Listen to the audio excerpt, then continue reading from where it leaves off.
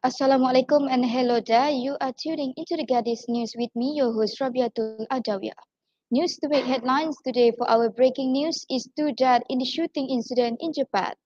Parents' knowledge of cyber pedophile as well as their children's awareness. For our current issues, we are going to talk about low birth rate. South Korea launches new population policy framework team. For our sport news, we have Malaysian badminton star Lee Zijia announces temporary break from competition.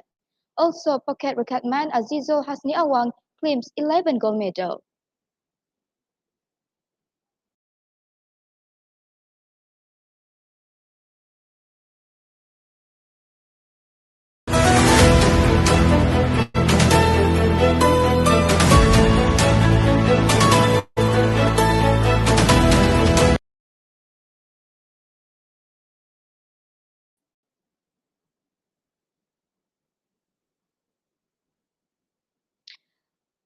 For the first segment, our first breaking news for today is two dead in the shooting incident in Japan.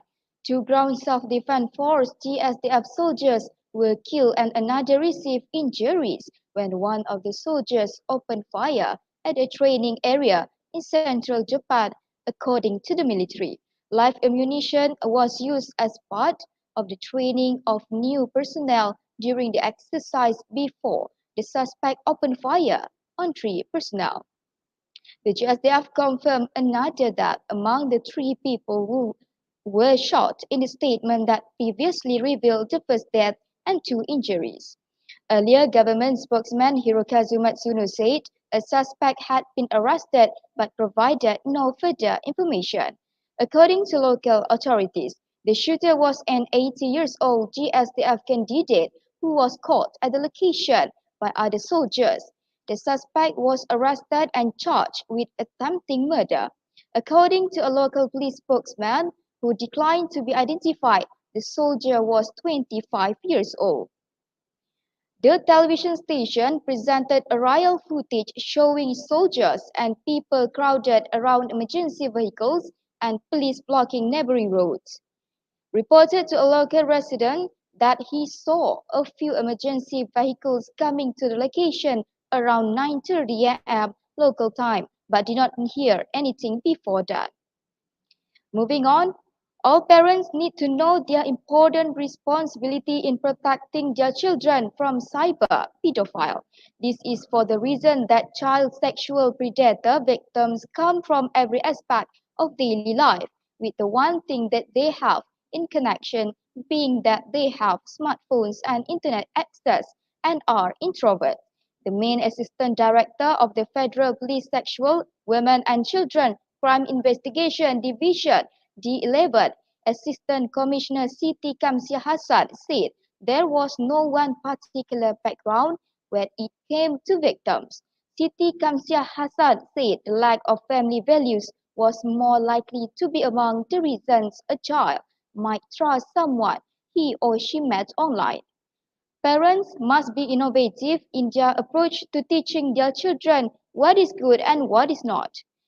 They should teach kids about limitation. When somebody asks you to share a photo of yourself, you should be taught from an early age what you may and cannot be revealed. She said that D11 and its unit collaborated closely with the Ministry of Multimedia and Communication, similar departments in other countries, the Health Ministry and non-governmental groups interested in child protection to raise awareness and prevent internet sexual crimes against children. Concerning whether Malaysian laws are sufficient to fight the growing threat, Siti Kamsiah said crimes against children, particularly online sex crime, have the worst punishment. Depending on the significance of the violations, child abusers can pay up to 30 years of prison and counting. That's all for segment 1, Breaking News.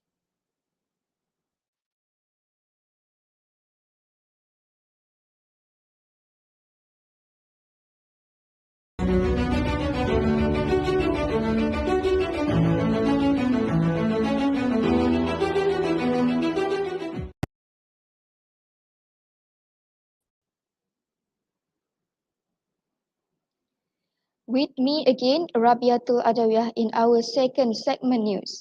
For our current issue, South Korea has launched a new population policy framework theme for the next generation of Koreans.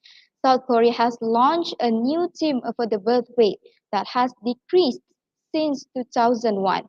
This has caused the country to be in a crisis because if they stop having children, Korea will no longer have a generation.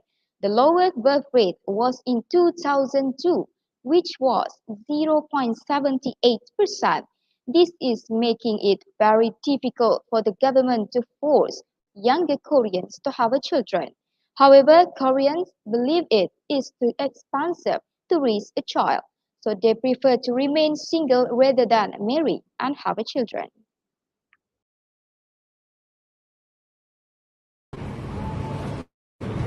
Hi, may I ask you a few questions? Yeah, sure. In your personal opinion, what do you think will happen if the Korean birth rate decided to decrease? If Korean birth rate decided to decrease, I feel like the amount of older people will be increased in their country, and there will be lack of younger workers. So, and then in the future, the economy will be unstable. Okay, thank you. You're welcome. Hi, can I ask you a few questions? Do you think that it's appropriate for the Korean government to control the birth rate in their country? I think it's appropriate for the Korean government to control their birth rate. I always heard on the TikTok how Korean government pay their hospital fee for giving birth to their child. So I think it is a good started to make the younger Korean people to have a kid lah. So yeah. Thank you so much. Okay, thank you. Bye. Bye.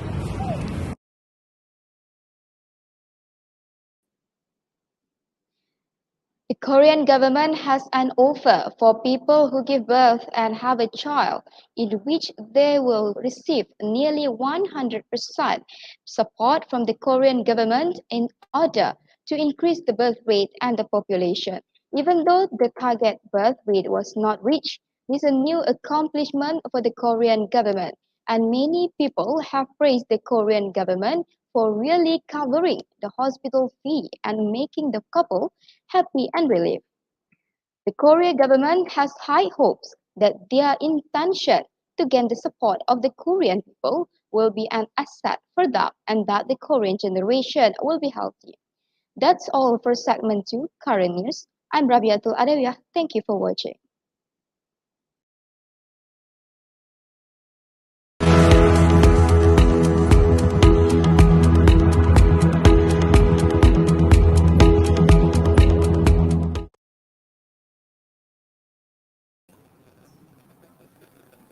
Hello everyone, welcome to our third segment of the Gaddys News.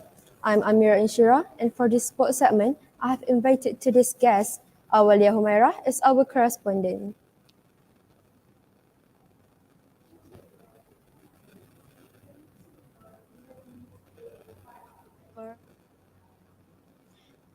We have an interesting sports update for our audiences today.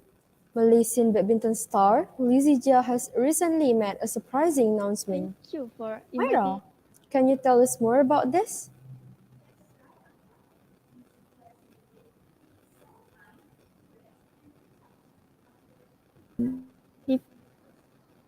it.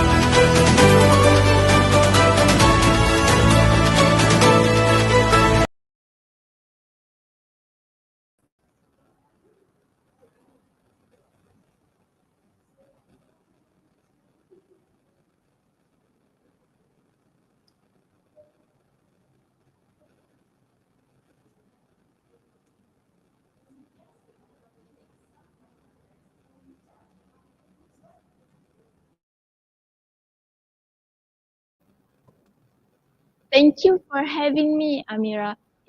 Thank you for having me as a part of the Gaddys News today. We have an interesting sports update for our audiences today. Malaysian badminton star Lizzie Jia has recently made a surprising announcement. Myra, can you tell us more about this? That's right, Amira. Lizzie Jia said that he needs some time to rest and recharge after he got defeated in the first round at the Indonesia Open on Wednesday. I'm sure many people are wondering why Lizzie Jia is taking a break. He is at the top of his game and could go on to win many more titles. Myra, do you know how long does Lizzie Jia plan to take a break? No, Amira, he just said that he will stop playing in tournaments for some moments without stating a specific period. This is a big blow for Malaysian badminton.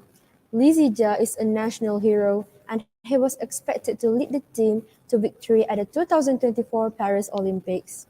What do you think about this, Myra? Do you agree with this? Yes, Amira, I think it is certainly a setback. But you don't have to be worried. Malaysian badminton is still a strong team. They still have other talented players such as Aaron Chia and Su Yi. It is clear that Lizia is going through a lot right now. We should all respect his decision to take a break and give him the time and space he needs to heal. Do you agree with me, Amira? Yes, absolutely. Well, we might not know when he will be back, but we will continue to bring you updates as soon as we have more information. Yes. In the meantime, we all can do our part to support Lizija by sending him our love to him. We know that he will get through this and that he will come back stronger than ever. Of course, Myra. Well, now we turn our attention to another Malaysian athlete who is also making wave on the international stage. Azizul Hosni Awang, a Malaysian cyclist, has recently won his 11th Asian Championship gold medal. Azizul was in top form throughout the competition, winning all of his seeds and semi-final races.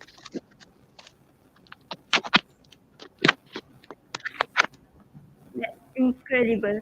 For your information, Amira, Azizul started slowly in the final, but he knew he had the speed to attack Otakaya of Japan in the final lap. Azizul has made his move in the final and quickly overtook Ota to win the gold medal. Wow, that's amazing. What does this win mean for Azizul, Myra? This win is a major boost for Azizul ahead of the 2024 Paris Olympics.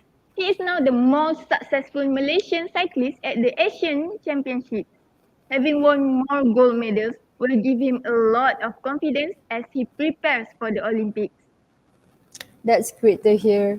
We have just learned that Azizul recently has been offered a sponsorship deal by Petronas. This is a great opportunity for Azizul, and this will help him continue to train and compete at the highest level. Yes, Amira, we have also learned that Azizul will be receiving a cash bonus from the Malaysian government for his win. This is a way for the government to show their support for Azizul and to encourage other Malaysian athletes to achieve their dreams. That's true, Myra. Well, Azizul's win is a great achievement for him and for Malaysia as well. He is an inspiration to us all, and we wish him all the best in the future. Thank you for sharing a lot of this information with us today, Myra. Thank you, Amira. It's always a pleasure to be here and share the latest news with our viewers. That's all for now. Stay tuned for more updates from the Gaddis News. I'm Amira Inshira, and this is Awalia Humaira. That's all for our third segment. Thank you.